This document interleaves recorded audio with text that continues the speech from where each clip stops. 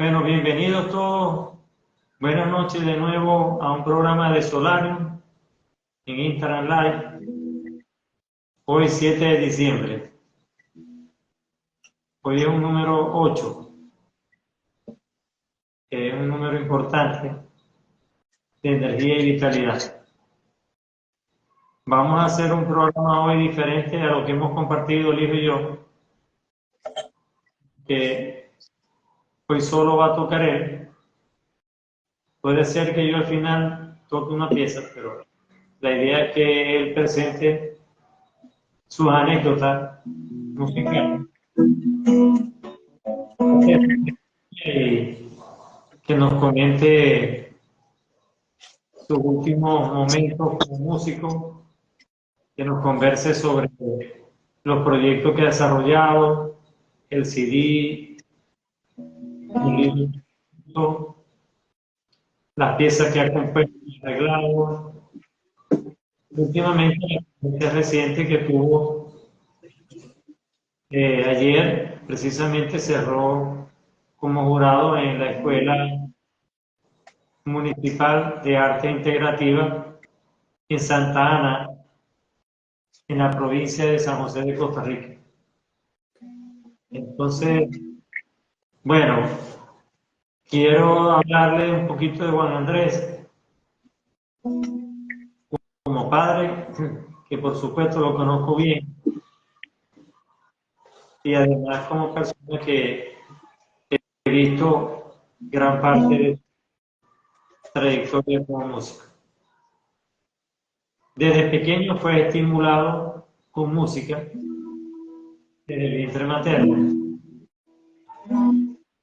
Yo le estimulé con música variada y con ciertos estilos que hoy en día, con el conocimiento que tengo y dominio de la musicoterapia, gracias a Dios me di cuenta que lo estimulé bien, por lo menos musicalmente. Y eso queda impregnado en la memoria del lóbulo cerebral derecho, que va desde la sien derecha hasta el oído derecho. Esa zona, ese lóbulo, allí se encuentra la memoria musical. Esa memoria nos activa desde que estamos en el vientre materno con los sonidos propios de la mamá, los sonidos digestivos, de la circulación, de la respiración, de lo que la madre escucha y también de lo que recibe como un hijo. Cuando su madre lo acaricia, yo lo acariciaba y en ese momento se fue gestando el primer sentido que desarrollamos, que es el auditivo, que es a la 6ª semana de... Desde niño yo también lo estimulé mucho con música variada, desde un jazz rock en toda la manifestación, la música pop,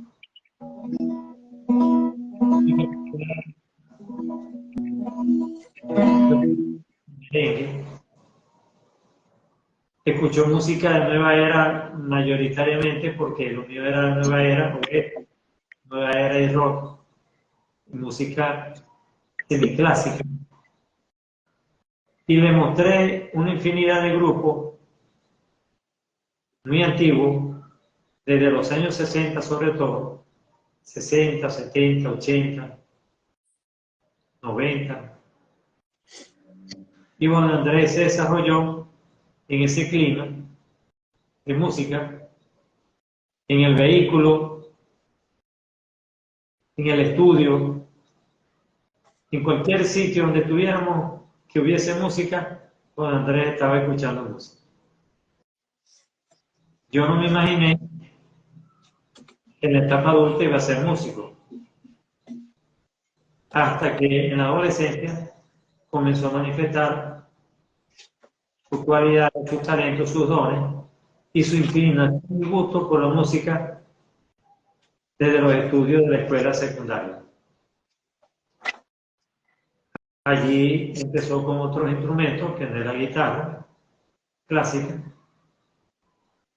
hasta finalmente culminar su formación académica universitaria en la licenciatura de música en la Universidad del Zulia, en Maracaibo, Venezuela. Allí se formó en la mención guitarra clásica. No había guitarra eléctrica, que era su fuerte cuando él entró a la Escuela de Música Universitaria. Y además de eso, durante los estudios universitarios, desarrolló estudios sobre otros instrumentos como el piano, como la mandolina, de manera autodidacta el charango, otro instrumento de cuerda del altiplano andino, Perú, Bolivia, Ecuador. Y además de eso, ha estado en la parte vocal, en la parte coral, en donde perteneció a la Orquesta Sinfónica Juvenil del Estado Zulia, acá en Venezuela. Y eso le ha dado una formación integral como músico que todavía la sigue haciendo y le ha permitido desarrollarse como músico en diferentes facetas. Como docente desde la universidad, como músico en recitales, como intérprete, como arreglista, como compositor. Y además de eso, escritor, porque también he escrito libros sobre música. Uno en conjunto conmigo, el de Music as Therapy y El Poder Sanador de la Música, 2 libros. Entonces, bueno, le debo el espacio, no lo estoy viendo, lo lamento mucho, porque tengo deseo de verlo, tengo mucho tiempo sin verlo, vivo. Y bueno, les dejo a ustedes que disfruten de la música de Juan Andrés y de todas sus anécdotas en su trayectoria musical. Adelante, hijo. Bueno, saludos a todos. Gracias a todas las personas que verán esta transmisión. Antes de seguir, pregunto, ¿a alguna de las personas que están sintonizando la transmisión puede escribir aquí en el chat si pueden verme? Es muy importante Que una persona comente, ya se podrá confirmar si al menos mi visibilidad está para los demás contactos, para la audiencia. Y sí, perfecto, aquí me dice Vero sí, Castellán que sí me veo. Ok, entonces sé que la audiencia me está viendo. gracias. Seguramente luego cuando quede finalizada la transmisión, ya entonces se podrán ver las pantallas divididas. Quizás es un fallo de conexión en este momento. Y bueno, haciendo consecuencia con lo que dijo previamente mi padre con respecto a mi reseña, así es. Hoy interpretaré entonces un repertorio relacionado con esa trayectoria, dividido en 2 bloques. El primer bloque será de géneros variados, en este caso música clásica y música venezolana. Y el segundo bloque será música antigua, concretamente música barroca. Así que voy a iniciar tocando el primer bloque y bueno, agradecer también esa reseña detallada que hizo mi padre. Así es, como él lo comentó, han sido ya, en este 2023 se cumplen 14 años de dedicarme a la música, 12 años en concreto, dedicándome a la música como una profesión y 2 años estudiándola como un pasatiempo, en donde pude hacer esa base para poder abordar toda la carrera desde los inicios. Estudié en la Universidad del Zulia, soy licenciado en música con la especialidad en guitarra clásica, como lo mencionó mi padre. Comencé mi camino con la guitarra popular, concretamente con la guitarra eléctrica. y luego por el perfil manejado en las universidades me decanté por la guitarra clásica y es en lo que me he especializado hasta ahora, ya sea en la interpretación, en la composición y en la enseñanza. Entonces voy a proseguir con el primer bloque de esta transmisión, el primer bloque musical. Voy a interpretar 3 obras. La primera, que corresponde al periodo clásico y romántico, es una obra de un compositor que es referencia en la guitarra clásica, como lo es Francisco Tárrega. Voy a interpretar el estudio número 2 en mi menor, y luego interpretaré los valses venezolanos. Uno del compositor Antonio Lauro, una gran referencia también dentro de la guitarra venezolana y a nivel mundial. Y finalizaré el bloque con un vals de otro compositor que fue contemporáneo con los maestros Antonio Lauro, Rodrigo Riera, Alirio Díaz, pero quedó un poco solapado en cuanto al catálogo de obras para guitarra. Sin embargo, sus discípulos y las personas que conocen su trabajo se han encargado de difundirlo conforme los años. Y es José Cisneros. Voy a interpretar el vals Nashi Swan, que es un vals que fue dedicado a 3 de sus sobrinas, Namashita, Shinaí y Swan Swanami.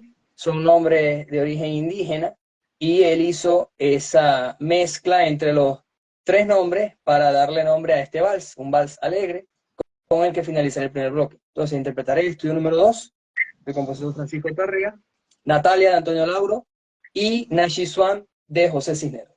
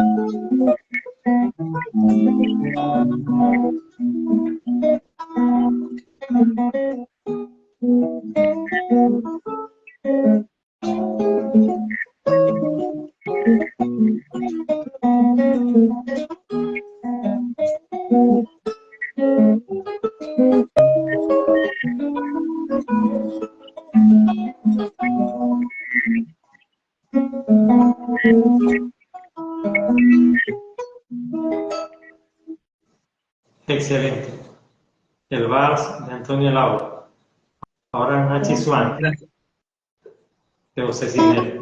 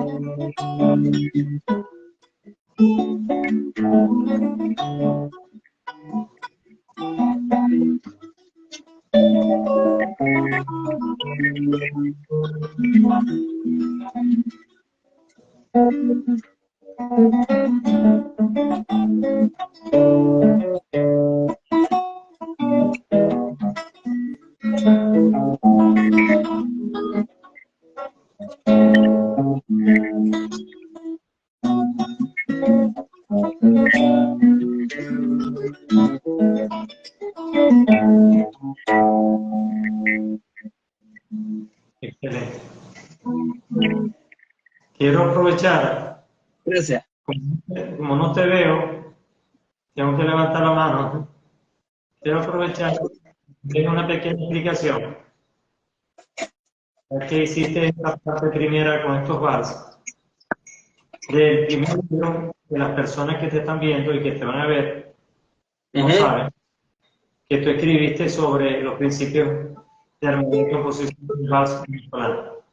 Entonces quiero que me hablen un poco de eso. ¿Qué caracteriza el vals venezolano? ¿Qué lo hace diferente al resto del vals de otros países latinoamericanos y de Europa? Al vals vienés, que es más conocido en el mundo. Y además, pero quiero que lo hagan en un lenguaje sencillo que todas las personas que nos están viendo y nos van a ver lo entiendan, ¿no? Porque por supuesto los músicos técnicamente lo entienden perfectamente, pero aquellas personas que no son músicos y nos están viendo, como el caso de Vero Castellán, Verónica, una gran amiga perteneciente al staff de la Universidad de Terapia Integrativa Espiritual de la UTIE de Colombia. Ella es mexicana, gran amiga, y te está observando por primera vez, hijo, y al igual que saludos a Roberto, saludos a Nilo. Roberto está allá en Costa Rica contigo, Nilo, aquí está Nilo, y Hernán. Así que a todos ellos saludos y espero el comentario del hijo porque el programa de hoy es música y anécdota. ¿Ok? Adelante, Juan. Perfecto. Ok, comento. Sí, el repertorio tiene como que un lugar en toda la trayectoria que he tenido. Este primer bloque lo seleccioné porque ha conformado una parte de mi trayectoria, ¿no?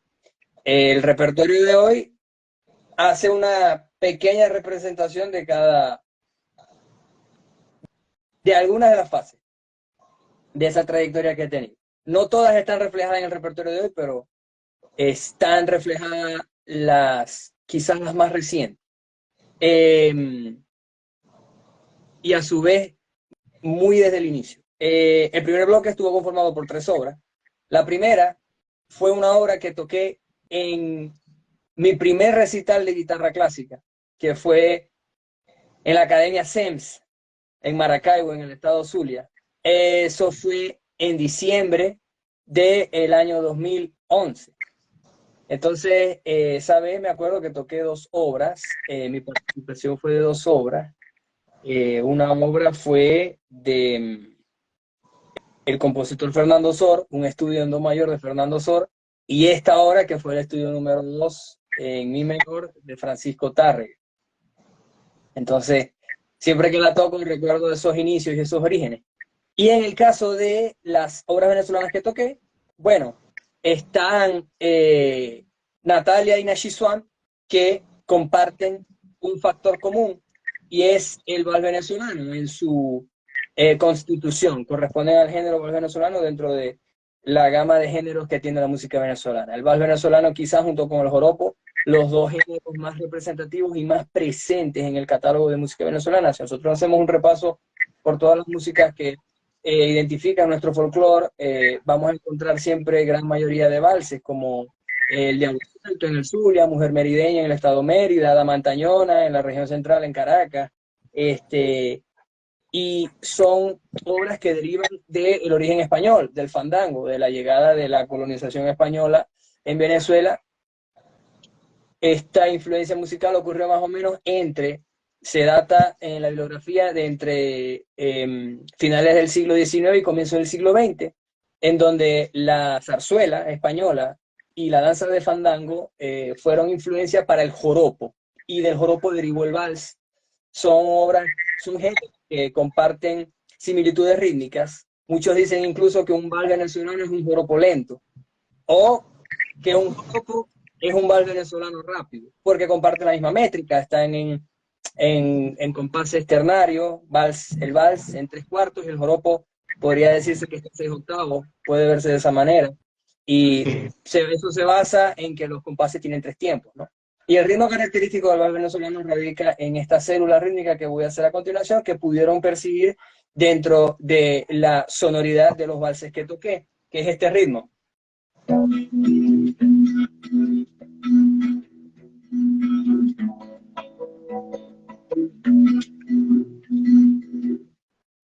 Y esa sonoridad, ese ritmo, esta célula rítmica está dentro de la métrica del vals venezolano. Y esa rítmica es diferente que un vals europeo, que es también el origen de todo el género como tal, de todo el vals venezolano. En Venezuela hubo influencia de España, con las danzas que ya mencioné, con los géneros que ya mencioné, pero el vals vienés, el vals de Austria, es el vals que originó la danza como tal, esta danza como tal. Varias danzas a 3/4 y en compases de 3 tiempos provienen de Europa, pero quizás el vals austríaco fue también el que generó esa célula para los diferentes valses que luego se conformaron en Latinoamérica, porque ya que lo mencionaste, también en México, en Perú, se comparte un poco del vals, porque la música ranchera, los corridos en México, que fueron también difuminados y fueron difundidos, perdón, en la época de la independencia mexicana, fueron los géneros que se escuchaban en el pueblo, al igual que en Venezuela. El vals venezolano y el joropo fueron los primeros géneros que se tocaban en los pueblos, que pasaron de las salas aristocráticas a la música de las fiestas dominicales, con los instrumentos de acompañamiento como el cuatro, que empezó a forjarse por también influencia europea del laúd y la vihuela,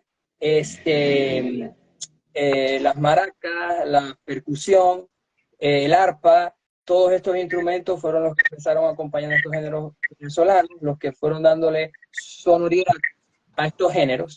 Y bueno, en México, como ya nombré, la ranchera, el corrido, guardan similitudes con los venezolanos porque comparten el mismo compás.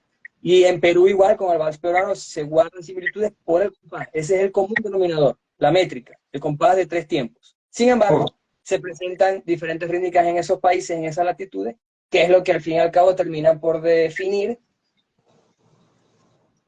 qué vals es característico de cada país, ¿no? La característica principal de cada vals ya se domina de acuerdo a su diferente bagaje cultural que hay en cada latitud.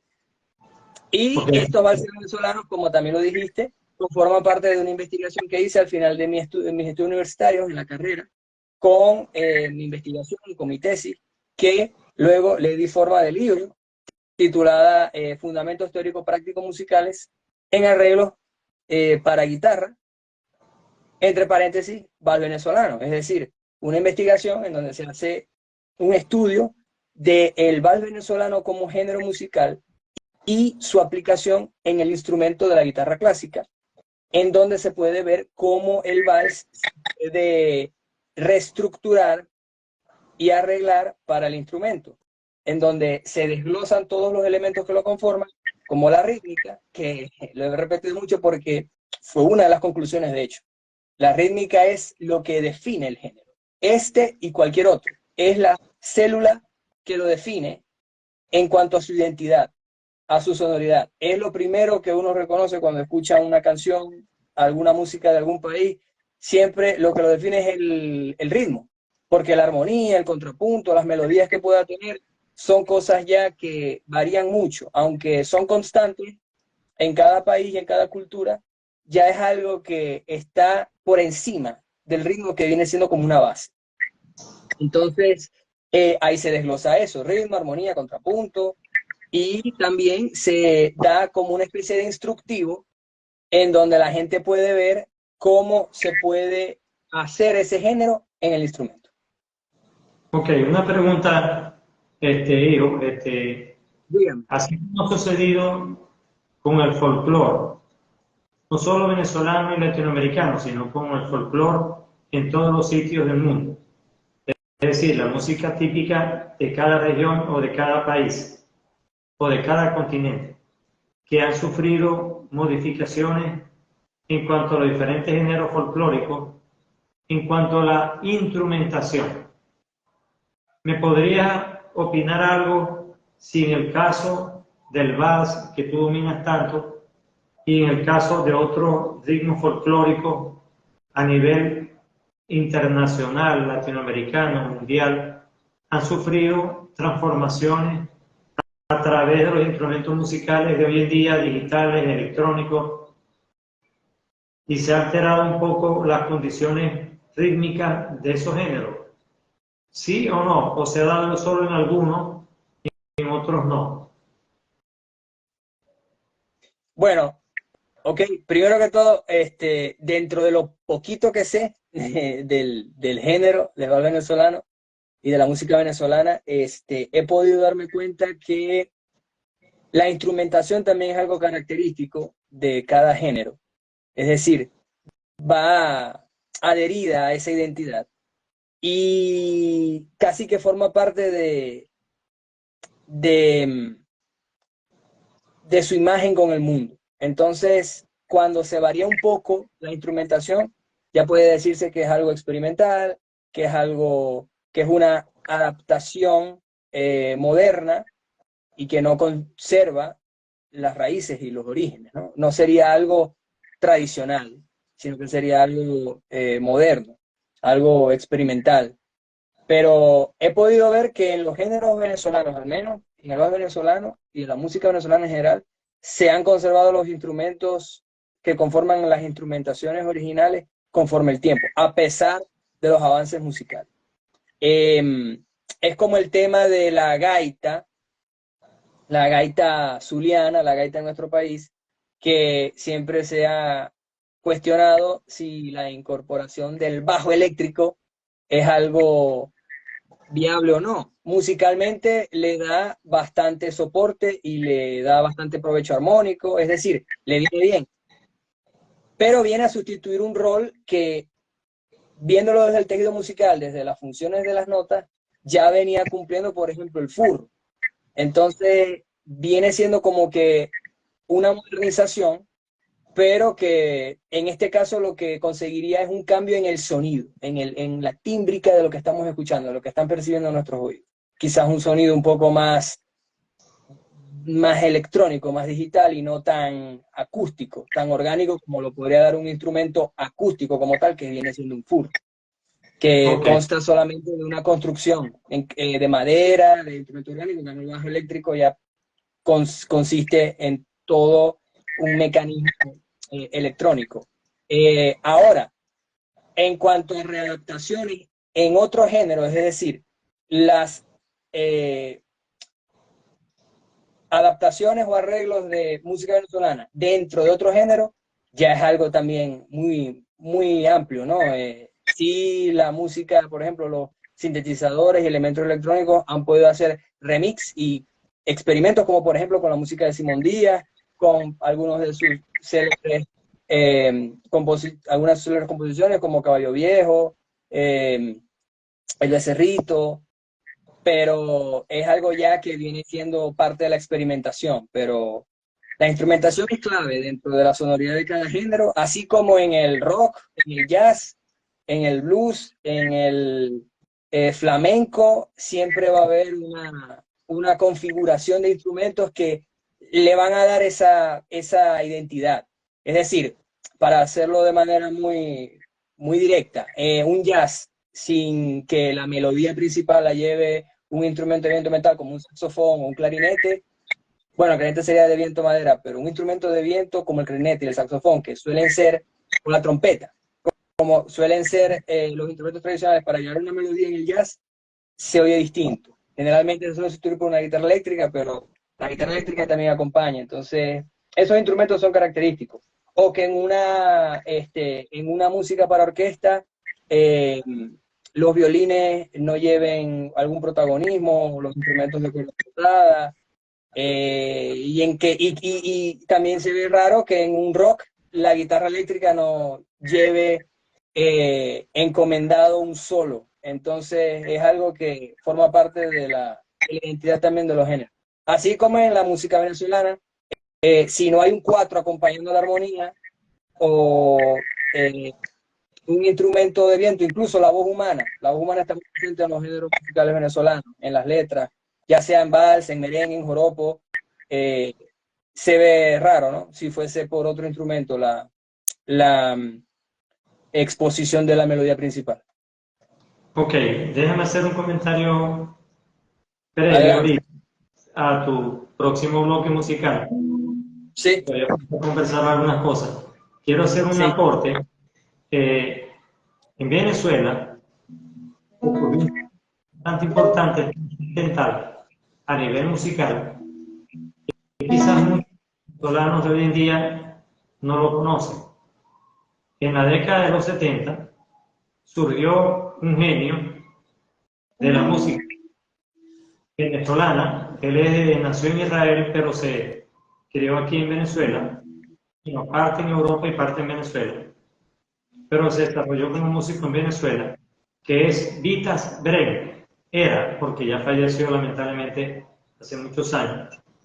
Y Vitas Breve tuvo la osadía, la creatividad, la originalidad a nivel mundial de incluir instrumentos musicales de otros géneros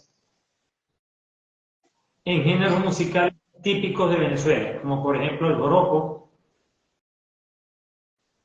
que él introdujo la batería, introdujo el sintetizador, el cual él interpretaba, introdujo instrumentos de percusión afrocaribe que no se utilizaban en la música venezolana, introdujo el cuatro electrónico, con sonido electrónico, y logró una música tan especial que tenía de jazz, tenía de rock, tenía de música venezolana, y algo típico en él, parecido a lo que fue la onda nueva de Aldemaro Romero. Pero él logró una modificación de tal nivel que una anécdota que una vez escuché acá en Venezuela en un famoso programa de radio nacional, que relataron de que Rick Whitman, el famoso genio del sintetizador, miembro del grupo Yes, en los 60 y 70, inglés, conoció en persona a Rick Wakeman, a Richard Brennan, y Rick Wakeman le dijo: ahora que te he escuchado, el mejor sintetizador del mundo eres tú. Y le dijo a Richard Brennan: no, maestro, es usted. Entonces, eso lo digo como anécdota, porque hay géneros musicales, al igual que en Argentina, en algunas veces, en algunas piezas, lo hizo Cerati, que hizo unos arreglos de rock a música típica argentina. También lo hizo el grupo de Corrs, un grupo que todavía está medio activo, un grupo irlandés, con la música típica céltica, que hizo unas innovaciones agregando instrumentos y armonía compositiva del rock. Entonces esa mezcla del rock con la música céltica dio origen a un ritmo propio creado por ese grupo de Corrs.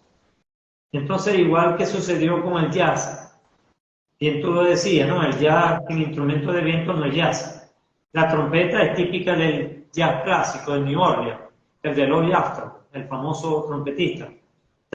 También está un famoso trompetista cubano que formó parte y fundador del grupo Iraquere, Arturo Sandoval.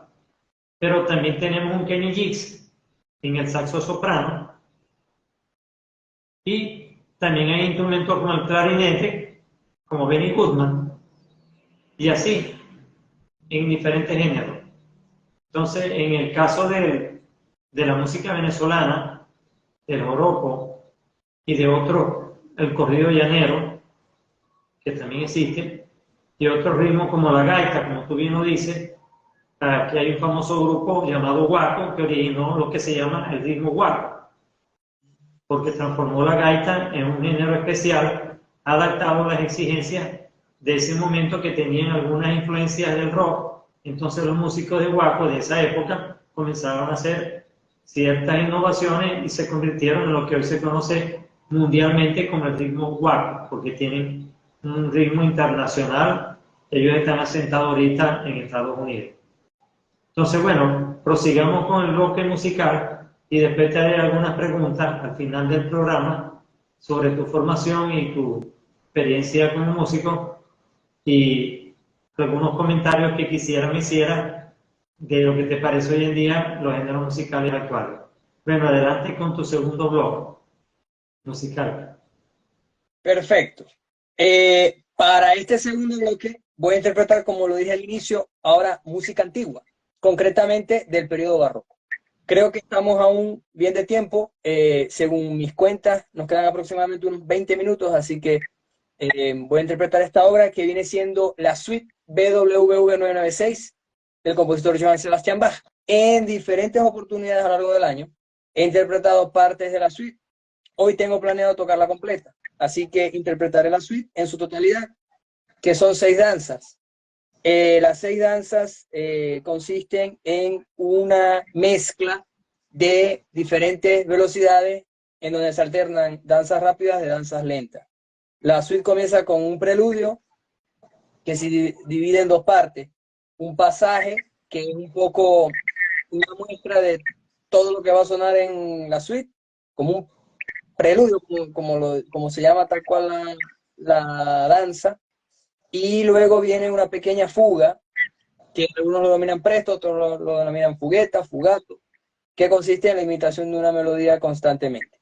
Luego viene un alemande, que es una danza de velocidad lenta. Luego un curán, que es un poco más movido, incluso con un carácter un poco solemne. Y luego viene la segunda mitad, que sería una danza lenta, que es la zarabanda, burré, que es una danza moderada, y la giga, que viene siendo la danza rápida que cierra la obra. Esta configuración suele ser tradicional dentro de las suites barrocas. Originalmente sería alemán de curán, zarabanda y giga. Era una configuración muy habitual en las suites de Bach, inspirado en la música francesa de aquella época, del periodo barroco. Bach es un compositor alemán, pero estas suites fueron basadas en la música francesa que le gustaba a Bach. Así que esta sería la suite BWV 996 en mi menor, y con esto finalizaría la música que preparé para el día de hoy. Espero lo disfruten. Ok, adelante.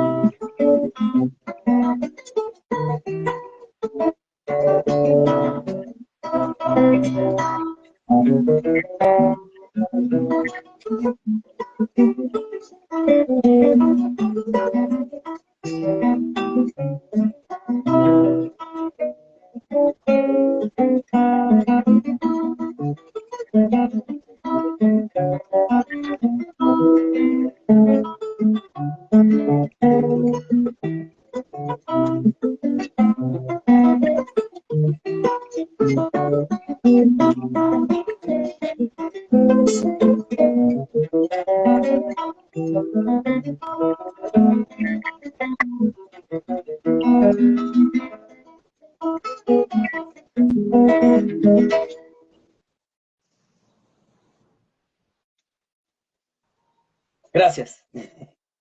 Eso fue la suite BWV 996 del compositor Johann Sebastian Bach. Y Excelente. eso sería todo por la música de hoy. Sí. Quiero hacer algunos aportes, hijo, antes de hacerte unas preguntas finales. Sí, adelante. Aprovecho que tocaste esa pieza de Bach, Juan Sebastián Sí, Bach, para decirle a los grandes amigos que, por cierto, les voy a enviar un saludo porque no lo acostumbro a hacer y muchas personas me dicen, cónchale, tú no envías saludos, pero se nos han presentado bastantes personas en la sala y por allí ok. estaba mi amigo Luis Pérez, que siempre ha sido seguidor del programa desde que comenzó, mi gran amigo Gastón Esteban, mi gran amiga que también está en el exterior, Isabel Lozada, otro gran amigo y maestro en diferentes artes, como en la plástica, en la escenografía, en el teatro, en la pintura, como Luis Gómez, y otras personas más que se me han subido en la pantalla y no las logro ver. Mi amiga Sol, desde México, y a todos ellos un gran saludo y gracias por apoyar en este programa dedicado a un poco la obra del hijo. Quiero hacer unas acotaciones que me parecen curiosas y te voy a dirigir al final una pregunta sobre eso. De que dentro de los movimientos considerados musicales como clásicos, que la gente dice música clásica a todo, y resulta que Sí, cada periodo tiene un nombre, no es lo mismo la música renacentista que la música barroca, que la música romántica, que la música nacionalista, diferentes épocas. Sin embargo, el barroco es el género más popularizado en otros géneros. Es decir, el barroco ha sido asimilado por el jazz, por el rock. Tanto es así que el Bourré de Bach se hizo muy famoso en los 70 con una banda inglesa, Jethro Tull, liderizada por el fundador y flautista considerado el mejor del rock de todos los tiempos, Jan Anderson. Y interpretan esa pieza de que parte de la pieza que ellos tocan, tú la interpretaste ahorita en la pieza de Bach. También el famoso pianista y cantante Elton John se le considera un representante del rock barroco, que es una corriente del rock. Y es curioso de que el rock ha sido utilizado en muchos géneros musicales a manera de ensamble y no, por ejemplo, música renacentista, música romanticista. Y yo quisiera que al final me diera esa respuesta. En cuanto al musical, ¿por qué? Por ejemplo, los músicos como Vivaldi, Kahn, perdón, Pachelbel con su famosa obra Kahn, Bach, fueron muy representativos del movimiento barroco. Pero cuando uno dice, no, Beethoven es romanticista, la gente dice, Beethoven, sí, claro, claro que sí. Y sin embargo, a niveles terapéuticos musicales y a niveles de investigación musical, el género barroco no es el género que más ha investigado, sino a Mozart, el famoso Wolfgang Amadeus Mozart. Entonces fíjense que la música es tan compleja y tan diversa y tan rica que los diferentes géneros a veces se entrecruzan a lo largo del tiempo y del espacio, trascienden fronteras y siglos y son interpretados por grupos actuales que la gente no conoce. Quiero también hacer un agradecimiento público en este programa dedicado a Juan Andrés, que hay varios músicos importantes en su trayectoria musical que yo quiero recordar y agradecerles infinitamente lo que hicieron en su formación y lo que todavía algunos de ellos siguen en contacto personal con él y lo siguen formando. Me refiero a Alejandro Fuenmayor y Robinson Ferreira en la Academia CEN, en sus inicios, como él lo dijo, y hago una acotación especial. Robinson Ferreira, un gran maestro del teclado, del piano, es uno de los pocos venezolanos y zulianos en haber ganado un Grammy musical. Y nada menos y nada más que en la banda que arrasó con los Grammy hace unos años, no me recuerdo el año exacto, creo que fue en el 2017, si mal no me equivoco, con Rubén Blades, el famoso compositor salsero panameño.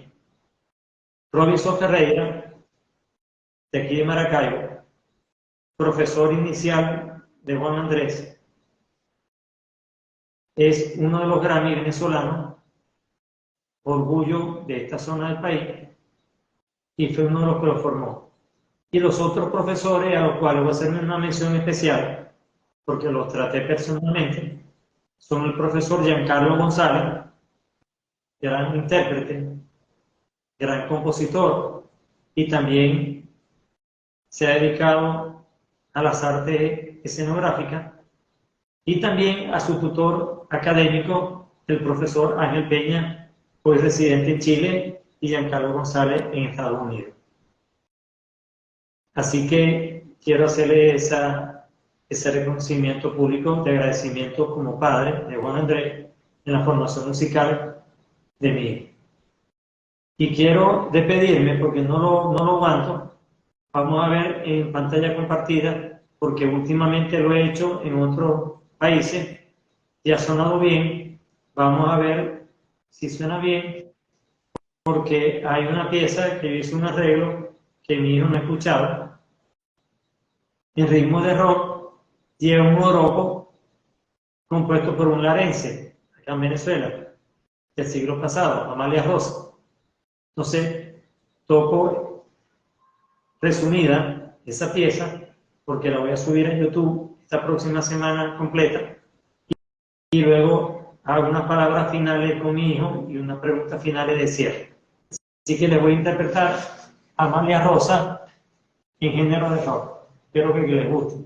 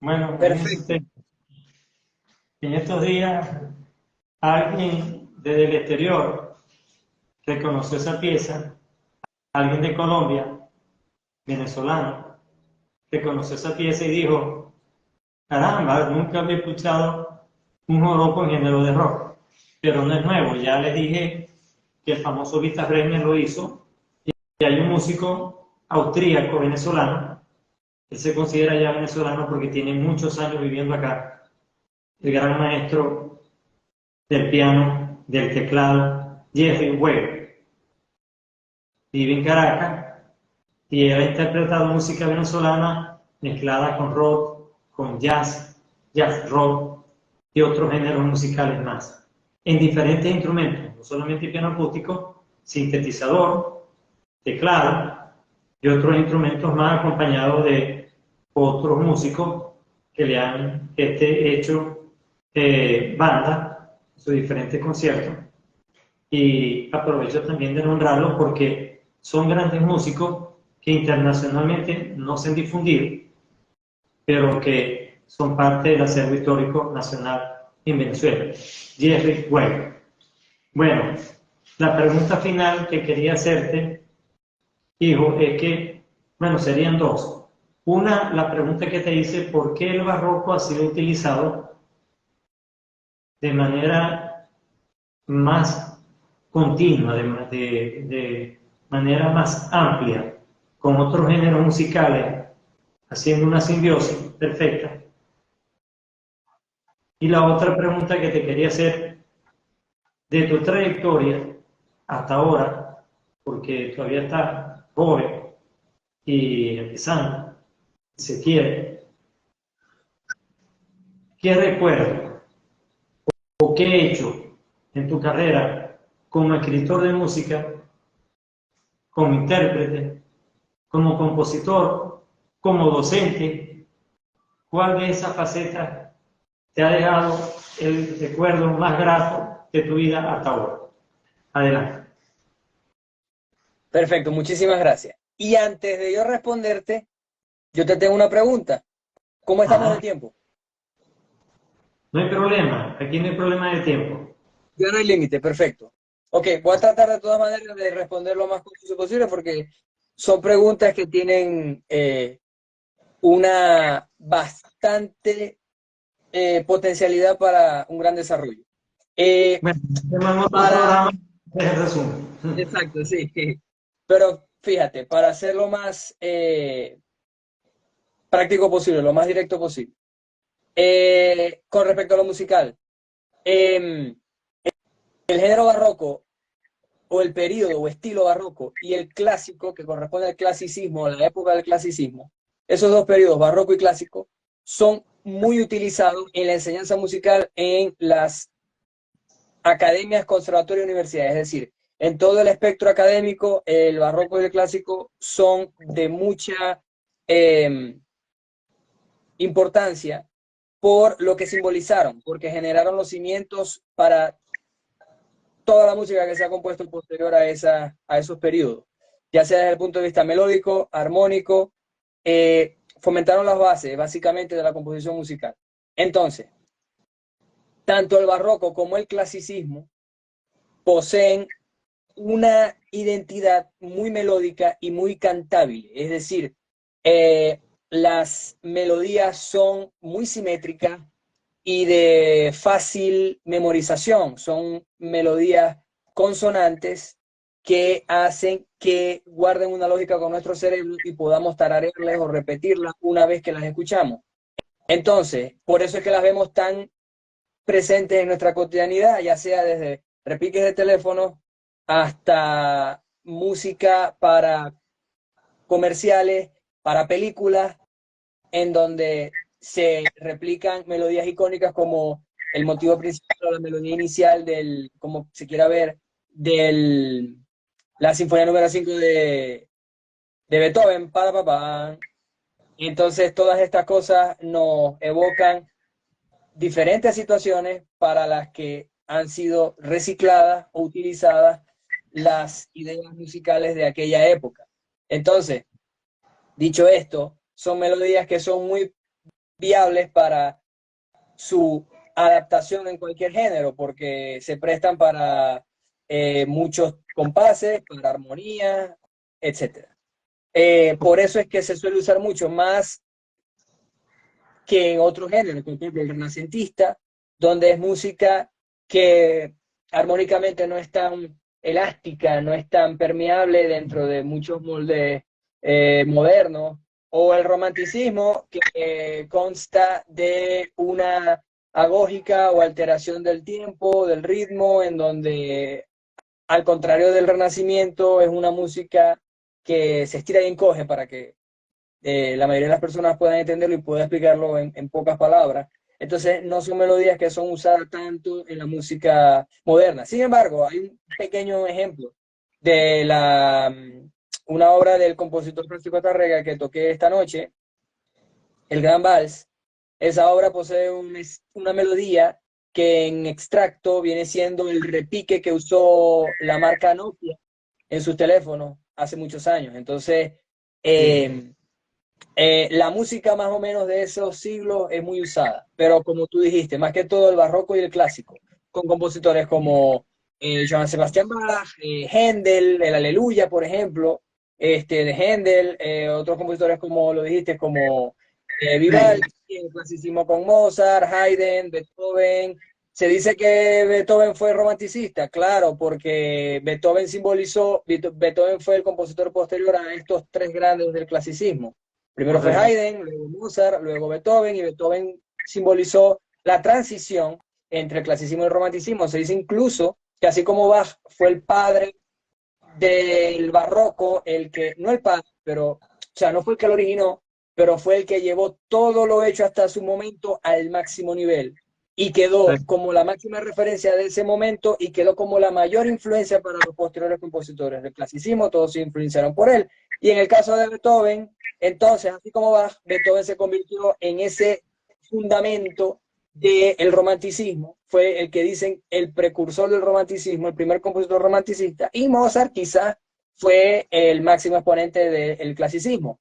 Beethoven idolatró a Mozart y así. Los Así es. estilos posteriores de nacionalismo y de impresionismo, de hecho, se basaron en estos periodos anteriores con los fragmentos melódicos. Para pasar a la Así es. siguiente respuesta, en cuanto a las... Dime. Ahora que tú hablabas de esto de las obras que han sido más interpretadas, fíjate que del romanticismo, hablando de Beethoven, como tú bien decías, los repiques telefónicos, cuando eran analógicos, es decir, cuando no existía el Wi-Fi, cuando existía el Wi-Fi, pero no existían las conexiones telefónicas con Wi-Fi, porque el Wi-Fi existe de Tesla hace 100 años. Pero el repique era para Elisa de Beethoven. También. Y la novena sinfonía, o la alegría de Beethoven, ha sido interpretada en género, mira, en género árabe, en género de rock, el famoso Sí, cantante y en una Miguel. infinidad de eventos que podríamos estar comentando toda la semana. Por ejemplo, la obra esta de Oda a la Alegría de Beethoven viene a usarse hace unos años atrás, hace 15 años atrás, como tema principal de un evento deportivo, el tema principal de la Copa Libertadores en Sudamérica, en la Conmebol. Sí, Así como la UEFA Champions League tiene su himno, la Conmebol utilizó una versión de esta obra de Beethoven para su promoción. Entonces, sí, es música que ha quedado impregnada en la modernidad y que ha sido la base para todo lo que se ha compuesto hasta hoy. correcto, correcto. Y también está Sí, la famosa obra de Mozart, la Quinta Sinfonía, que fue utilizada en una película en el año 75, Tommy, una película operática rock, y uno de los temas principales era de Mozart. Entonces sí, sí. son Y en el caso grandes. de Mozart también podemos citar el Requiem de Mozart, que fue una obra que él compuso, fue la última obra, se dice que fue la última obra que compuso, la compuso antes de morir, y fue una obra que ha quedado también inmortalizada en la Semana Santa. Siempre se coloca en la Semana Santa para hacer conmemoración a la muerte de Jesús.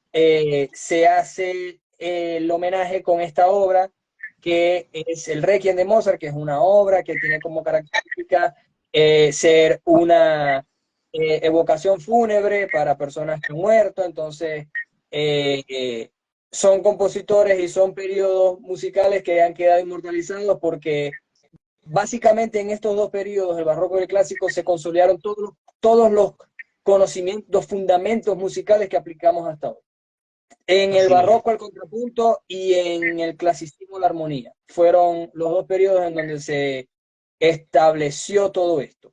Y luego, en el siglo XX, se rompió con todo esto, así como todo que se crea, luego se busca reinventar, romperlo, distorsionarlo para crear otra cosa.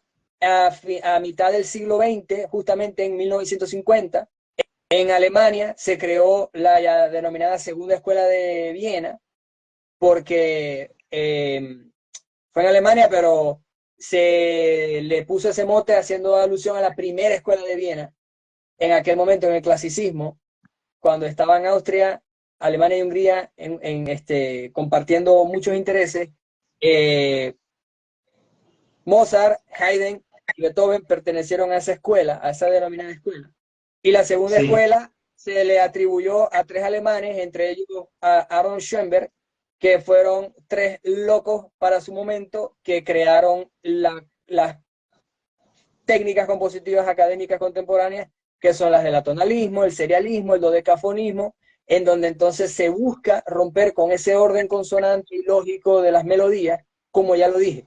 El barroco y el clásico son dos géneros por excelencia que tienen eso, y en el caso de estas corrientes nuevas del atonalismo, son totalmente lo contrario, en donde se busca disonancias, tensiones, efectos mediante recursos físicos de cada instrumento, en donde no todo se delimita a la producción de la nota, como en la música que escucharon hoy, sino en efectos sonoros y de la física. Compositores rápidos que se pueden citar son Stravinsky, Stockhausen. En la guitarra, Leo Brauer es uno de los máximos exponentes, Nikita Koshkin, y en otros instrumentos, Alberto Ginastera, que tiene obras también para piano, tiene una célebre obra para guitarra. Entonces hay mucha música que ha sido influencia, y que en eso se basa más que todo el criterio del músico actual para hacer un arreglo, una adaptación. así es. Encontrar una melodía que sea mutable, eh, que sea elástica para poderse expandir en un terreno nuevo. Y entonces, respondiendo a la segunda pregunta que me hiciste, ¿verdad? De los momentos más emblemáticos. Bueno, yo dije al inicio de la transmisión que esta música que elegí hoy tiene un fin de ilustrar algunas fases, ¿no?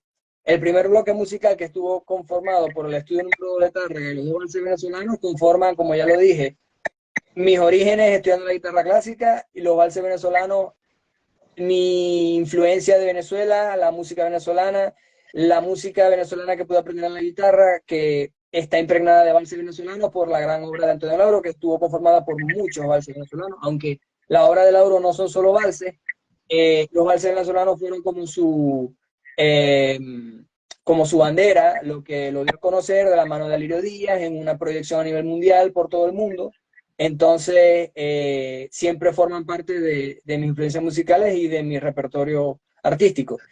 Y al final de la carrera simbolizó algo importante, porque fue lo que protagonizó mi investigación final, ¿no? Para graduarme. Es algo en donde investigué, donde me detuve a investigar, y es algo que entonces, dentro de todo lo que aprendí en la carrera, conozco con mayor profundidad que otras cosas.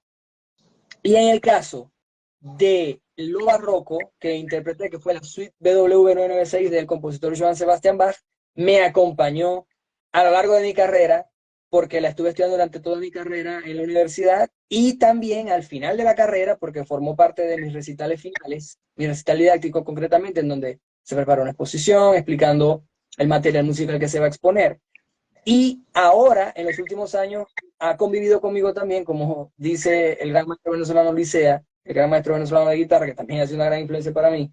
Esta obra me ha acompañado en un logro previo, que han sido los concursos de guitarra, en donde he podido participar aquí en Costa Rica en dos, el año pasado, 2022, y en donde he preparado la suite, esta obra, para interpretarla en estos eventos. Entonces, viene a enmarcar lo que ha sido la época contemporánea en la guitarra conmigo, es decir, los últimos años han estado plasmados de esta obra.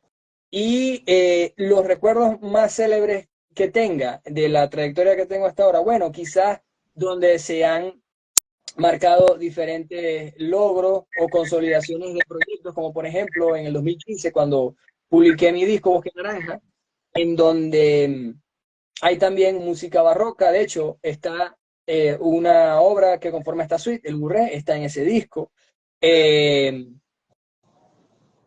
Fue mi carta de presentación como guitarrista, como músico, incluso como compositor, porque hay obras que están hechas ahí, que son composiciones propias, que son arreglos propios. Y en el caso